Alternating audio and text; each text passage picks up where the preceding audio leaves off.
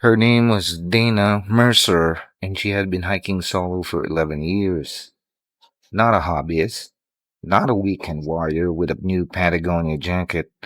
She was a 34-year-old forestry technician from Portland who had logged hundreds of miles across the Cascades, the Siskiyous, and the Wallawas.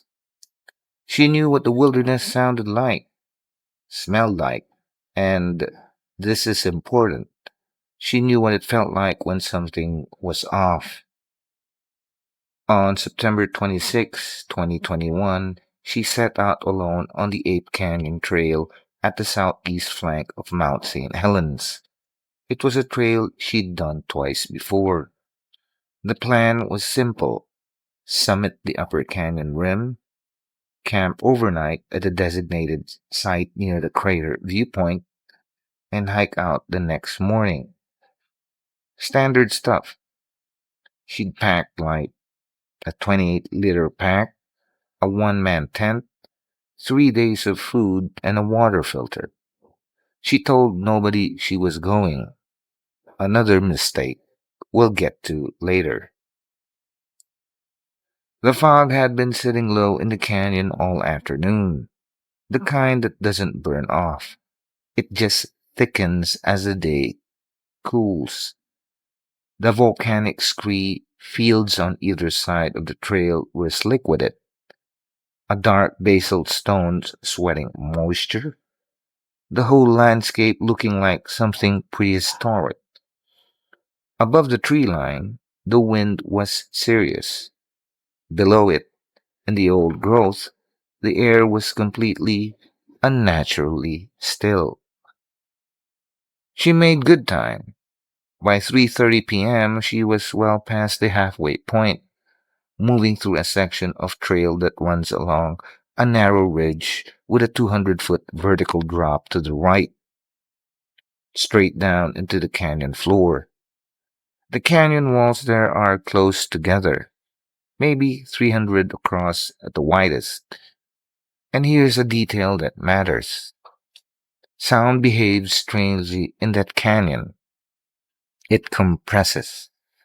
A whisper from across the gap can sound like it's right next to you. A twig snap from below can sound like it's all at your feet. She'd been hearing for the past 40 minutes or so what she assumed was another hiker somewhere below her on a parallel trail. Footsteps, heavy ones. She figured it was a man. The footfalls had that weight and rhythm. She wasn't alarmed. She was listening out of habit. Then the footsteps stopped. Dana stopped on the trail. She listened. Nothing. Not just no footsteps. No birds. No wind at this elevation. No insects. The usual ambient hum of a living forest had simply switched off. She'd experienced this once before. She later said, right before a black bear crossed her path in the Okanogan, your body knows something before your brain does. Your mouth goes dry. Your chest gets tight. You become, all at once, very aware of exactly where your hands are. She scanned the canyon below. The fog was thicker now, lying at the bottom like cotton, completely obscuring the creek. She could see maybe 60 feet down the slope before the mist took everything. Nothing moved. She took out her trekking poles and kept moving. She told herself the quiet was just the weather, low pressure, the fog muffling everything. She'd read that in a book somewhere. She believed it for about 10 minutes. That was when she smelled it. Now, Dana had described this to the people she eventually told, and she struggled with the language every time. It wasn't just bad. It wasn't just rotting meat or wet dog. The two comparisons she'd read in Bigfoot reports she'd always half laughed at before. It was concentrated, like something biological had been compressed down to its absolute essence and then amplified. Musky, sulphurous, with an undertone of something she could only describe as old and animal and wrong. It was so thick she tasted it, and it was coming from upwind. She froze. 1 second, two, five. Her trekking poles were gripped so hard her knuckles hurt. She couldn't hear her own breathing. She couldn't tell if she was even breathing. The thing was standing side on to her, partially behind a tree, and it was looking at her. There was no ambiguity in that. It had turned its head, and the head was big, the skull enormous, and it was looking directly at her face. She told people later that the thing that undid her most wasn't the size, or the smell, or even the face. It was the patience. It wasn't scared. It wasn't threatening her directly. It was just watching, curious maybe, assessing, like she was in the strange thing in its landscape. And then, after what she estimates was a full 30 seconds of eye contact, it turned away. Not quickly. It turned with a slow, unbothered movement of something that doesn't recognize the concept of being chased. It took three enormous strides, disappeared into the fur, stand below the ridge, and was gone. The forest sound came back immediately. Birds, wind, the distant sound of water in the canyon below. All of it returning at once, like someone had flipped a switch. Dane Mercer sat down on the trail and didn't move for 19 minutes.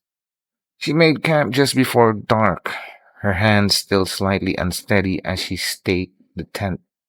The fog had climbed the canyon walls by then, swallowing the valley below, and her small campsite on the ridge felt like an island in a gray sea.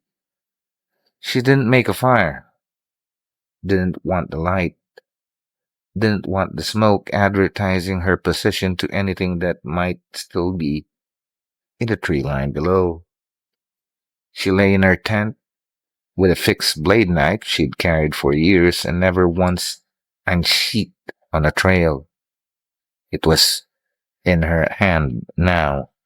At approximately 11:40 p.m., she heard it, a sound she had no category for.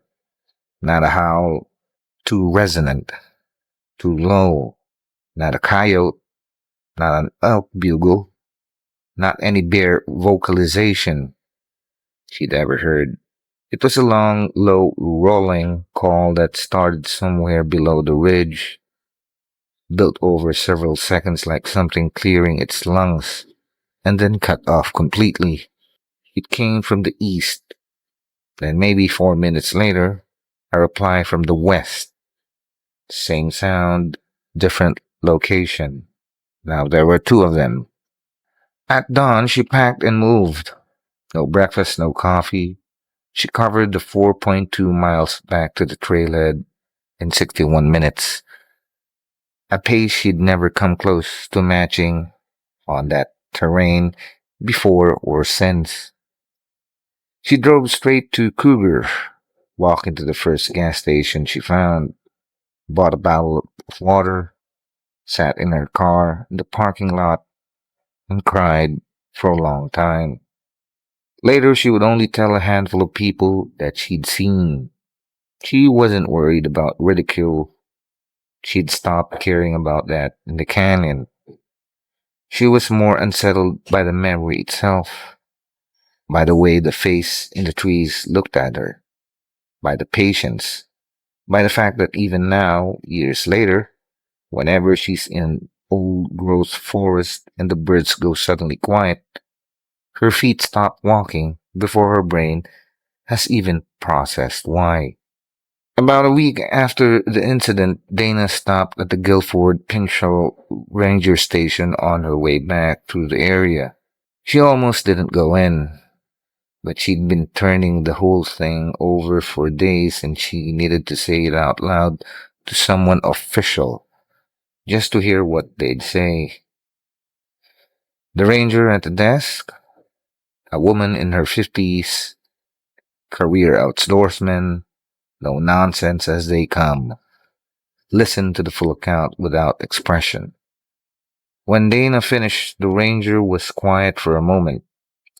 Then she opened the drawer, pulled out a standard incident report form, and slid it across the desk. She said, "You're not the first person to come in here with a story from that canyon," she said. "And you're not even in the first this month." She didn't say it in a way that was meant to be scary. She said it in the tone of someone stating a clerical fact, like pointing out that a trail was closed for maintenance, which somehow was worse. Dana filled out the form. She drove home, and that's the end of that.